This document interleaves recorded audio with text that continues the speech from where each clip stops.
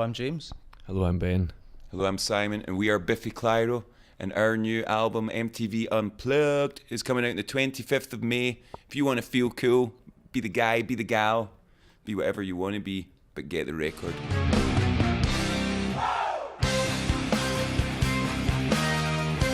I hope you came here safely and maybe you enjoyed the weather a little bit already, or? Yeah, absolutely. As you can see from the camera, the sun is beaming in, and we've been stuck on the west coast of Scotland. There's been tons of snow in the last 3 months. It's grey, very little daylight. So I feel like we're coming out of hibernation. So thank you, Berlin, and thank you, Susi, for having us today. The sun only shines for you today. Yeah, exactly. The sun only shines for us today. So cool. So on the 25th of May, you're going to release a new record, and it's going to be the relaunch of the MTV Unplugged series. So tell me, how do you feel when you think about the fact that your album is going to be the relaunch? Honoured, mostly, I think. To be asked, it was very unexpected, and we were kind of like, "Are you sure, us?" That's amazing, because we grew up on Nirvana Unplugged and Pearl Jam and all these amazing iconic 90s performances. So yeah, to be asked to be the band that kind of relaunches it is a massive honour, and it went really well, and we're super happy with it. Mm-hmm. Amazing. And I know you, as a band, you put out a lot of records, a lot of songs. And what made you to choose these songs that are on the record now? Was there a special reason, or was it just, oh, maybe this or that? We tried a lot of songs. We tried about 30 songs, and in the last few days of practice, we just decided to go with the ones that felt the best. It was as simple as that. You know, we initially intended on doing some songs from every single record, you know, right from our debut album. But when we started practicing some of the songs, it felt like the idea was better than the execution. So it basically ended up, we knew we wanted to do a cover song and a new song and play a couple of things that we haven't played much of, but the songs kind of picked themselves. You know, we had a few different options, but some of the songs we tried from, like there was a song from Vertigo of Bliss, our second album, called All the Way Down, that we thought might work great, but some things you can't explain, they just don't work acoustically. So it was basically, the ones that felt the best and the ones that were most comfortable, I guess, wasn't it? And I feel like it's a good representation of us. You know, we're a noisy rock band generally, but we do kind of pride ourselves on having like a tender core to what we do, and it was nice to share that, you know, for Unplugged, to be able to get the nod of the hat from MTV to do it. But you know, we really felt quite comfortable in that situation, and it's probably not a usual situation for a rock band to be in, but yeah, there was something about the challenge of it that just really appealed to us, and yeah, the songs just kind of picked themselves. We knew there was some we would have to play. And then, we wanted it to be a really good menu. You know, it's like a Biffy tasting menu. You know, you don't want to start with anything too outrageous or, you know, like raw anything. You know, we just cook everything a little bit. You know. Like a menu. This is amazing. Like you want to eat your songs. Exactly. Yeah. Exactly. You want to make sure you're full when you leave. That's it. And did you all agree with the songs, or was like you maybe said, oh no, I don't feel comfortable with this song, but you two said, oh, but we feel comfortable with this song, or was it always like you agreed with each other? No, exactly that happened. There was the song Bubbles, which I wasn't keen to play acoustically because I felt like we were just playing the same version of the song that we would do if we had distortion pedals and stuff. But the boys made the point that, but that's why it feels good, because the other songs of the set were perhaps more stripped back and a bit more tender. And it was important to have a couple of songs in the set that felt a little muscly, you know, and felt like they had a bit of balls to them. So I'm really glad the boys kind of talked me into that. Thanks, boys. By the way, I love the version of Bubbles. Oh, thank you. I actually really love the song as well, so I was excited to hear the acoustic version of it. Yeah, it's a little bit different. It's a little bit sleazier, but it still has the kind of essence. I know what you mean. Yeah. but I'm glad that they said you should put it on record. So, and you filmed and recorded this record at the Roundhouse in London. Was there a special reason for that you've chosen this venue? I think because it's such a special venue, really, we wanted to kind of be part of the ever-growing amazing history that the venue has. Just sort me out here, guys. What's my dick on? A lot of MTV Unplugged in the past have been filmed in studios, TV studios and things, and that has its place, but I think we just wanted to get more of the live feel, more of the audience participation. I know we've been guests in TV studios before, and it can be a really tense affair. You're scared to smile, you're scared to clap, and we didn't want that. We wanted the audience to really feel a part of it, and I think being in a music venue that they were familiar with and we were familiar with really helped with that. And of course, being the Roundhouse, we were in the round in the centre of the room, so the noise from the audience was really, really intense, and actually took us a little bit by surprise. I think if you watch the film, you can see our eyebrows raised a little bit at the first song, a little bit of fear creeping across our faces when we realised we couldn't hear anything that we were playing, But I think the Roundhouse is a really good choice, and we dressed the venue to feel like it was ours for the night. It wasn't just like we'd landed there. It felt like we'd really prepared the room, and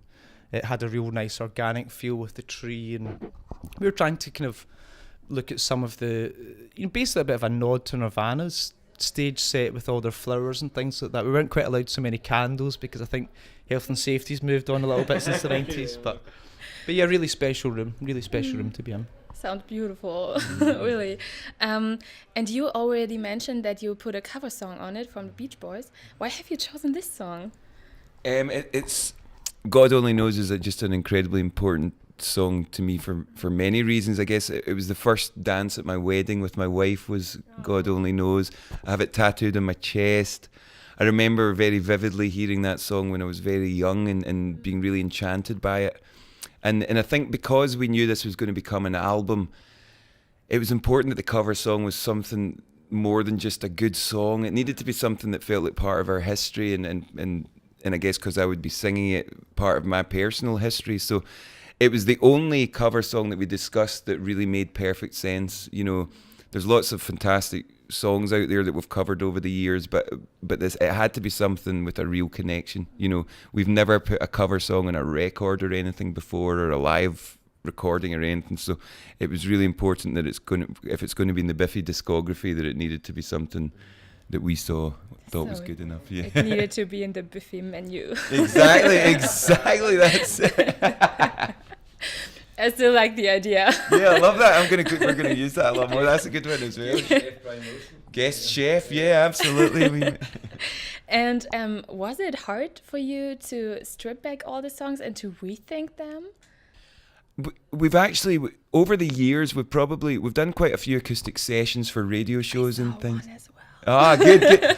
And we've kind of learned over the years. The main thing I immediately do is change the key of the song. As soon as you change where it is in your vocal range, it changes the feel of the song. So we shift the key, and it immediately kind of gives everything just has a slight more melancholic vibe, I think, which kind of lends itself obviously to the acoustic thing. And so there was no real battles with any of the songs. There was none of the songs that we really struggled to get a good vibe on, but I think that's just because we've had a bit of experience of it over the years, and it's nice when we're so used to playing so loud and intensively, in our normal shows. It was really nice to embrace that real soft aspect of what we do and just let that be the main thing, because normally it's a side of what we do, but not the main course. Main course, appetizer, dessert, cheese course, coffee and biscuits. They're all there. And I was wondering, where do you have to rehearse more, for a normal intense show or for an acoustic show?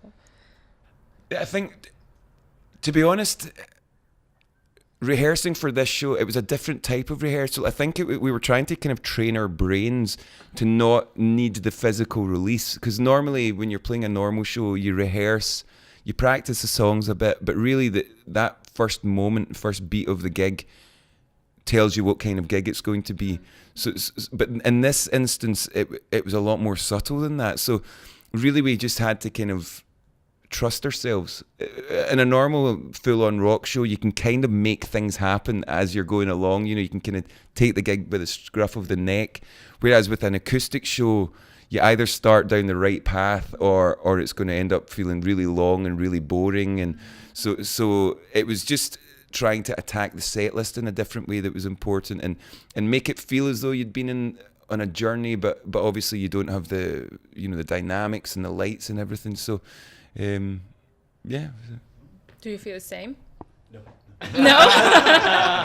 Completely different. I think trying to keep a spontaneity. You lie in bed at night imagining what a concert's going to be like, and that can be a dangerous thing, because you're not, with 2,000 people in the room, you're not totally in charge. You're somewhat of a passenger as well, so you have to be kind of ready to go wherever the ride takes you, I suppose. And I think that's part of it. You're trying to picture exactly how it's going to be, but you want to keep your mind open to let whatever's going to happen. Yeah, we've learned that the hard way over the years. You can have in your mind, you've got the idea of the perfect gig and how it should go, and really it never goes how you think. So you just have to leave yourself open to the universe and just be ready to be taken anywhere. As James says, it's as much a journey for us as the crowd, and there's just a magic in the air. When a gig feels right, there's just a bit of magic in the air, and you can't really explain why, but just some shows just have that magic, and you aspire to it every gig, but it can't always be achieved, Okay. Great words, actually. And my last question is, you're going to do a tour as well, an acoustic tour in fall, I think, in a few months. So tell me, when you organize this tour, I mean, at your normal shows, I call it normal shows, I don't know how to call it, at your extensive shows, you have a lot of production, a lot of lights, like you said, and how is it with the acoustic tour? Are there a lot of lights and production as well, or it's exactly the same? No, we're gonna try and, I guess, keep it as close to the MTV performance as we can. There won't be as much of the stage set, but we're gonna do as much of that as we can. And the volume is obviously, because of the nature of the show, the volume is what it is. It's not going to get really loud, and it will mostly be quiet. But yeah, we'll try and bring as much of that flavour as we can. We want it to be a shared experience. We'll hopefully talk a lot to the crowd, depending on how we're feeling that day. And right, are you ready for that, ladies and gentlemen? Ben is going to talk a lot. Simon and James, Spoken word. Full of jokes, these guys, full of jokes. And we'll try and make it a real shared experience with the crowd, and try and make it more like inviting them round to our gaff for a bit of a shindig, rather than a full-on performance like our rock shows are. So I think that would be a mistake if we tried to kind of create the same experience. I think you want people to leave with the same sense of satisfaction, hopefully, and leave joyous and as if you've shared a moment, but you have to do it in a different way. It's kind of like entering a fight with one hand, both hands tied behind your back, so you start just kissing someone to death rather than punching them. Exactly. So normally we punch, but in September, October we kiss. Yeah, I guess you go on the stage with less ego as well. I think in those big shows you need that ego and pomp to kind of pull it off. But in these it's more like, okay, we're equals. So we're here. Yeah, we're with you, please. Yeah, so let's enjoy. Treat us kind, please, and enjoy it together. That's the idea.